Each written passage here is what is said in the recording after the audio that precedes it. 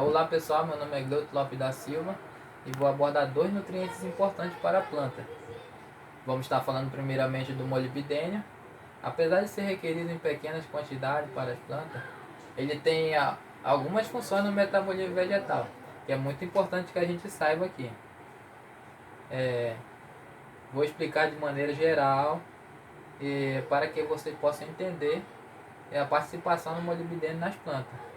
Bom, a questão dele no geral no solo, ele é desfavorecido pelo um solo mais ácido, ou seja, quando se tem um pH mais baixo. O molibdênio, ele também vai ser menos disponível para as plantas. Isso tudo porque ele vai ser dissolvido com óxido de ferro. E também na hora de a planta absorver esse elemento, ele vai competir com o sulfato. Então vai ficar mais difícil que o molibdênio esteja disponível para as plantas e que ele consiga se suprir com a quantidade ideal desse elemento. É, por isso, uma correção do pH bem feito vai favorecer que o molibdênio esteja disponível para as plantas. E não sofra com a falta desse elemento. Já foram feitas pesquisas, por exemplo, com a soja, que é uma saturação por base com um pouco mais elevado de 70%, pelo menos. A quantidade de molibdênio que a planta requer é pouco menos do que uma saturação por base de 60%. Isso tudo porque o pH mais elevado e uma saturação mais alta vai favorecer que a planta absorva de uma maneira mais fácil. Então, o metabolismo vegetal, o molibdênio, ele é importante principalmente relacionado à fixação biológica de nitrogênio. E a enzima que faz isso é chamada de nitrogenase. É ela que age com o molibdênio para a sua atividade normal. As crucíferas, por exemplo, do repolho, do couve-flor, existe uma necessidade de molibdênio um pouco maior do que a das outras plantas. Ela também ajuda na absorção de nitrogênio, enxofre. Isso tudo é uma outra função que o molibdênio tem.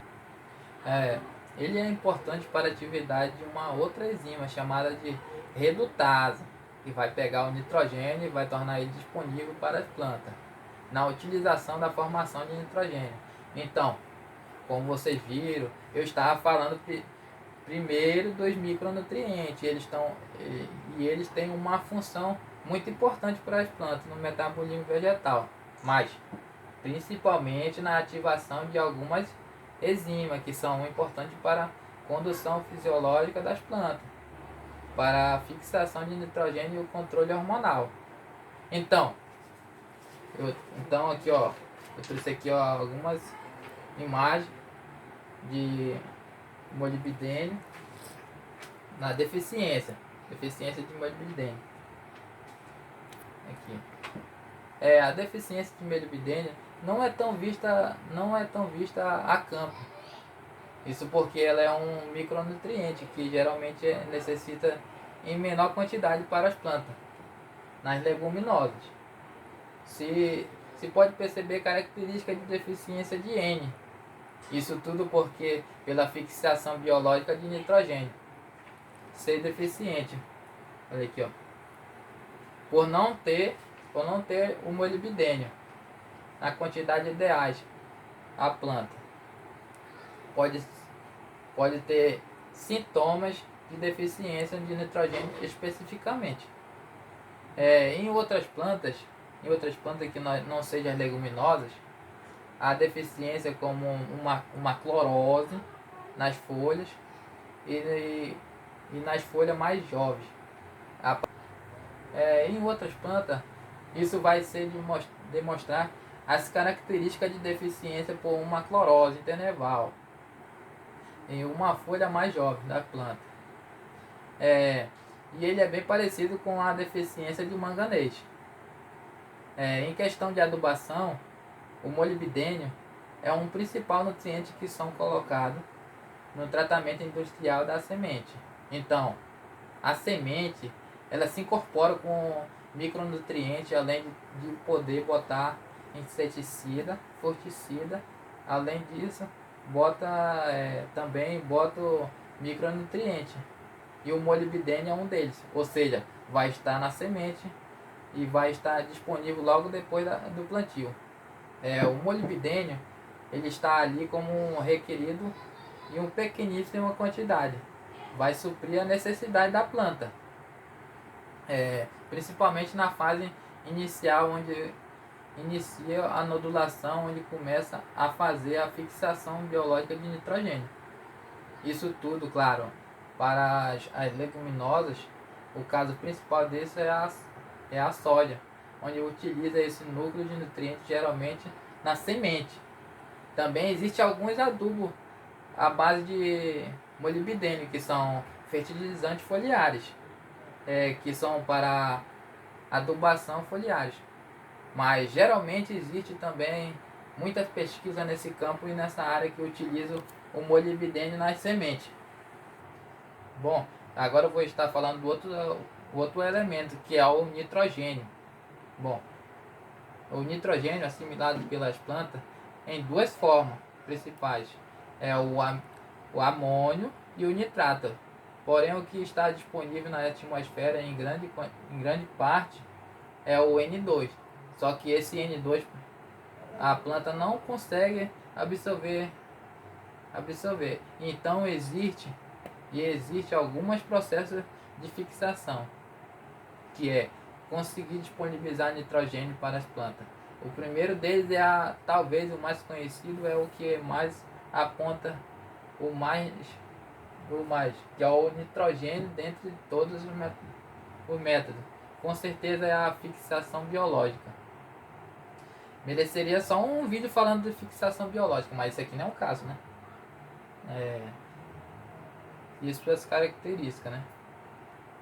Mas basicamente são micro-organismos, como as bactérias, principalmente do gênero Rhizódio e Brachyrhizódio, que se associam com a raiz de leguminosa e transformam o N2 atmosférico em amônia e NH3. Porém, esse NH3 também não é facilmente assimilado pelas plantas, então necessita de outras bactérias para transformar essa amônia e também em nitrato. Então a planta consegue absorver isso. Só para vocês terem uma ideia, a fixação biológica de nitrogênio ela porta mais do que o dobro da forma de disponibilização de nitrogênio para as plantas, que é através do adubo nitrogenado. Então, o adubo nitrogenado são uma segunda forma de disponibilizar nitrogênio para as plantas, principalmente em gramíneas. As gramíneas não têm essa habilidade como as leguminosas, de ter bactéria fixadora de nitrogênio nas raízes. Apesar de existir pesquisa com fixação biológica de nitrogênio para a gramínea, isso não é tão comum. Também não supre a necessidade de nitrogênio para essas plantas.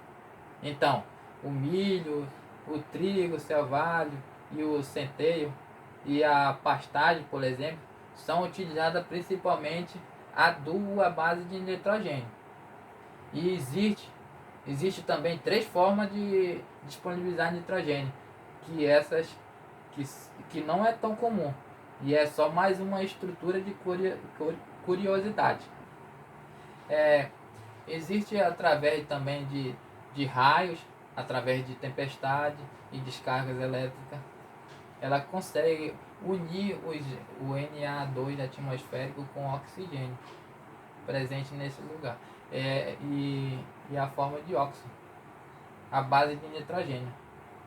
Isso vai ser disponível ou disponibilizado no solo. Porém, essa forma de disponibilizar nitrogênio realmente é pouco significativo e também depende muito das condições climáticas da região. Quando chove muito, se tem muita tempestade e enfim. Então, essa é uma atitude de curiosidade de 3 formas de disponibilizar nitrogênio.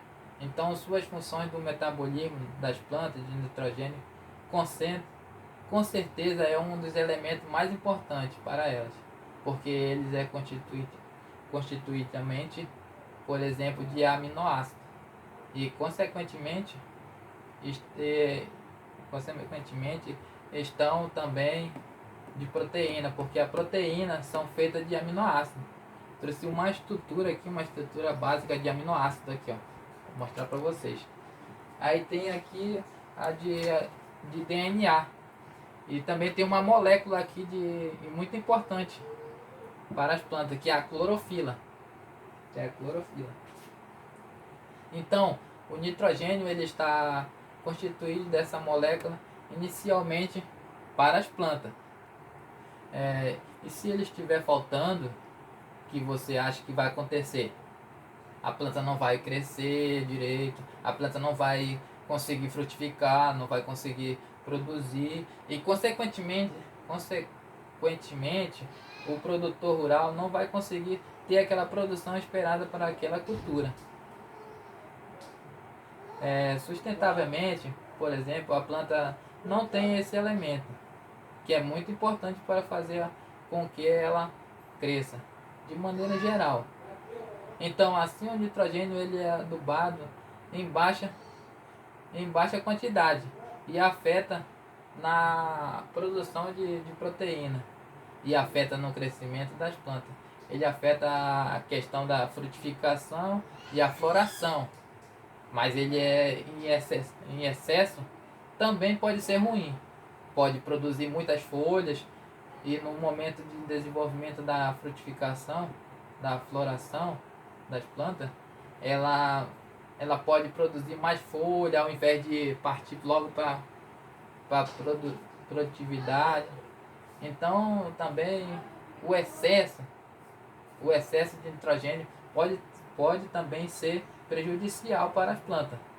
Então o sintoma de deficiência de nitrogênio nas plantas, vou mostrar aqui um sintoma de deficiência nas plantas. Está aqui outros sintomas. Eu mostro aqui.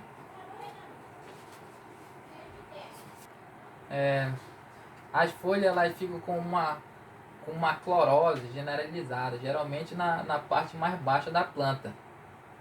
É isso porque o nitrogênio consegue translocar em floema e então o nitrogênio das partes mais velhas vão ser restribuídos para as partes que estão mais crescendo, para a parte do desenvolvimento. Os sintomas vão aparecendo principalmente nas folhas mais velhas. Esses sintomas das folhas mais velhas, lembrando, são características de elementos que têm um fácil modelidade